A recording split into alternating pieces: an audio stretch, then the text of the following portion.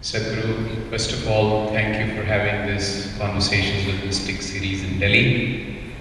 Delhi has disproportionate influence on the health and karma of this nation, so we would always welcome you in Delhi and share wisdom with us.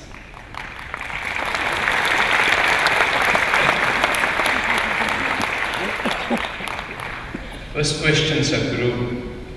In your closing comment on the education segment, you talked about the marvel that human body is, the importance to have good pregnancy, raise good children, educate good children.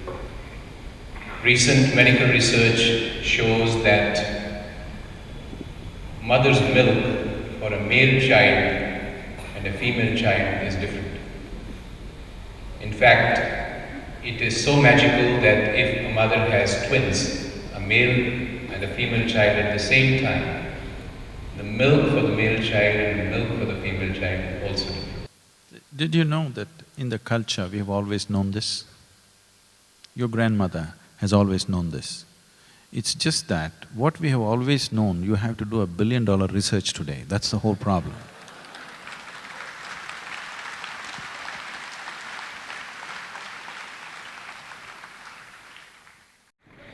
So the first question, Sadhguru, is you are probably among the busiest people in this country. Those of us who've seen you work, it's well past midnight. You're probably up, if at all you sleep, by 3 a.m. And health is all about stamina and fitness and remaining in a peak state of awareness. Would you be happy to share the magic of what you do to stay alert and healthy through such a long time? I don't get to do most of the things I know I should do about myself because of the schedule and the travel. Usually an important part of health is how you eat, and most of the time I'm eating in somebody's home.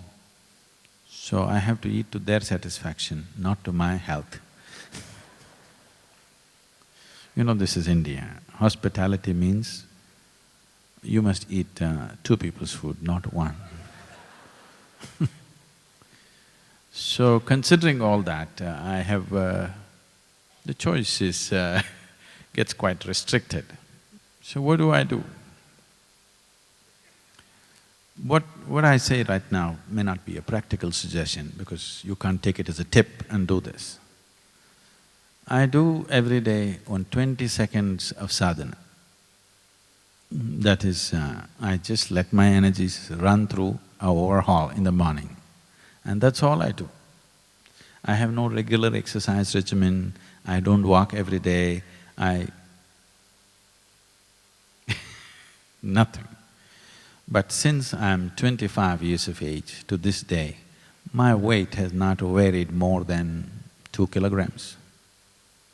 I've been 74, 75 since I was 25. It's just that little from my shoulder, it slipped little down. It was all on my shoulder, now kind of going towards the earth. Except for that, which I'm wanting to correct. So this is not a practical suggestion, but there are ways to do your health in ways other than physical ways. Maybe you have not heard or maybe you have. A couple of times in the last 10, 12 years, doctors have written me off as for sure, you won't make it kind of thing, because all my systems were failing because of certain things that happened. But I've come out of that just in a matter of days or weeks. Because you need to understand this. This whole body was manufactured from inside, not from outside. You provided the raw material from outside, but the piece of bread that you eat becomes human body from inside. So there is an intelligence here, there is a competence here which creates this body. If you have access to that, if there's a repair job to be done, would you go to the manufacturer or the local tinker? If you have lost access to the manufacturer, you go to the local tinker. Otherwise, you go to the manufacturer. Most of you take your cars to the company service station, isn't it? Not to the local tinker, unless you're in some place where you have no access. This is possible for every human being. It is just that they think it's not important to pay attention to the source of their creation. They think something else is more important, which amazes me. How is this possible? But somehow a large segment of the population thinks something else is more important than that which is the very source of your creation. Your thoughts and emotions are more important than something of this intelligence, that is, it can transform a piece of bread into such a sophisticated mechanism called a human being. When such a level of intelligence is there within us, I cannot understand how anybody can ignore it. It's always… though I've lived this long in this world and I've worked with people continuously, it still amazes me. How is it? How is it that they can ignore this? Sadhguru, so long as we are alive, we breathe, and we have this beautiful instrument of the human body. In Isha Yoga Center, you place a lot of emphasis on two things, the posture and breathing. How these two things impact our health? See the way we sit, for example. People who are on the path of Hatha Yoga spend a lifetime learning how to sit. A logically thinking person cannot understand why should somebody spend a lifetime learning how to sit. Health, you're talking about health, I'm sorry. There are other dimensions to it, but coming to health, if you have to be healthy, you have to be at ease. This is like you're driving your car, you may be… what do you drive, Sanjay? M. M is not a Maruti, okay. So, you're driving a good car, it's a wonderful machine, but drive it without the engine oil. In 10 minutes it'll be junk. Yes or no? Because there is no ease, lubrication is lost. So when you say you're stressful, you're anxious, you're disturbed by this and that, what you're saying is, your lubrication is lost. It is not because of the speed at which you're traveling, you're struggling. It is because there is no ease, there is no lubricant inside. And everything is friction. When there is friction, there will be stress. Drive your car for 10 minutes without engine oil and see what happens. However great your car is, it'll be gone. So bringing this to ease, there are too many things to it, I can't go about that. One simple thing is, today fortunately they put these kind of chairs for you, otherwise these days slowly, you know, we're getting European furniture makers in India, big time now. So, you go to United States and sit down in a sofa, you have no choice, you anyway become like this. You have no choice about how you sit. Like this. Now you need to understand this. If there's something called as muscular comfort, skeletal comfort, organ comfort. Muscular and skeletal comfort is largely just comfort it is. It is needed at some times, but your organs should be comfortable for you to be healthy.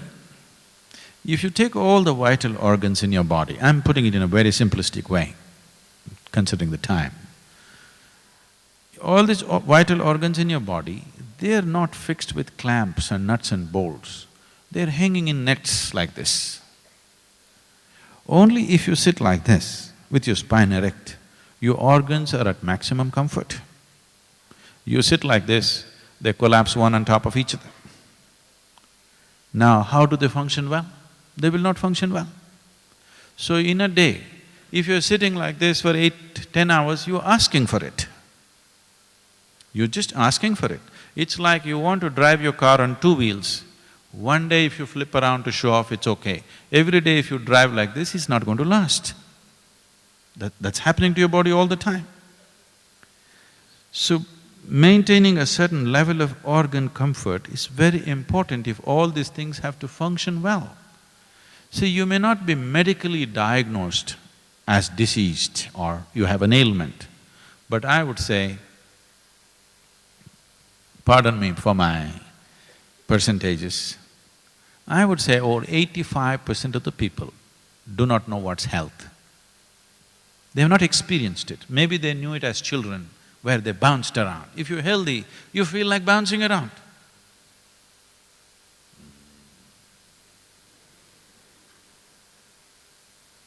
That means you're grave. You know your destination. So, this sense of gravity has entered you not because of age, not because you become profound, simply because there is no ease either in the mind or in the body. So it's trying to save itself.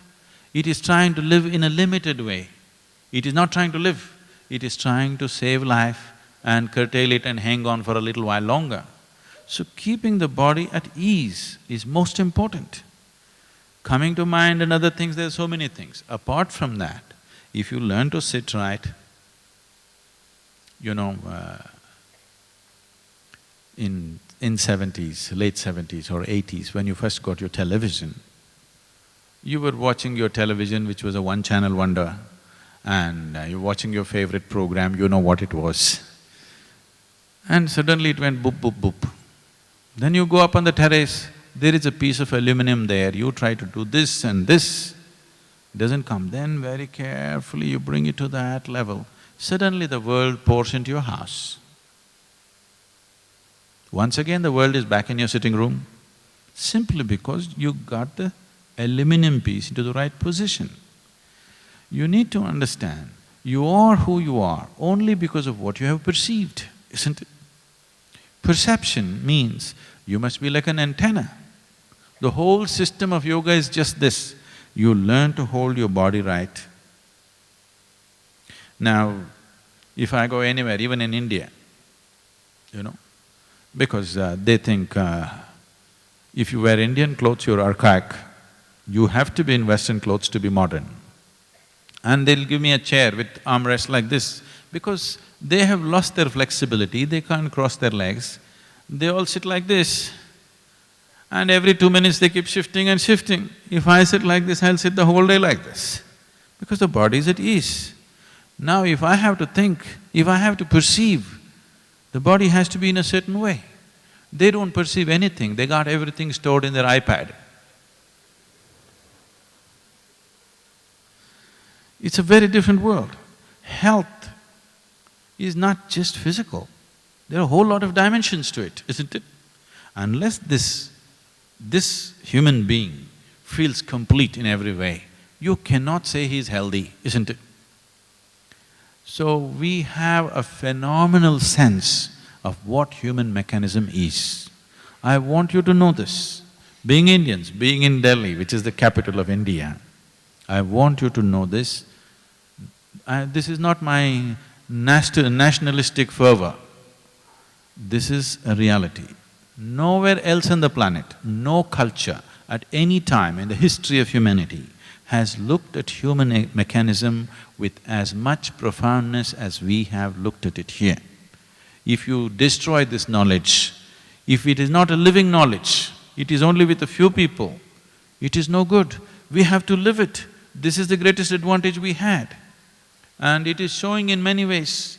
Though our people, 60% of the population is malnourished in the country right now, their physical bodies, their skeletal system has not grown to full size. Still, in spite of this, I speak across the planet to all kinds of people, highest level of academics, scientists, tribal women, rural people, all kinds. I always find, traveling around the world, I always find the basic general intellect in India is way higher than most places on the planet. But it has no expression. In other places, they have found systems to allow people to find expression to their intelligence. Here we are blocking it in a million different ways. In spite of that, you can't kill it. But if you keep them malnourished for another generation or two, this intellect which came because of thousands of years of breeding carefully, doing the right things with life, we call this samskriti, that means doing the right things with life. Life does not mean party, life means this, that you're doing the right things with this so that this gradually evolves to a higher and higher space. Because of this, so many things happened in this country, so many wonderful things were invented, so much knowledge and knowing happened. But now, that knowledge and that possibility, we are not able to pass it on large scale to our children, which is the greatest tragedy the country is going through right now.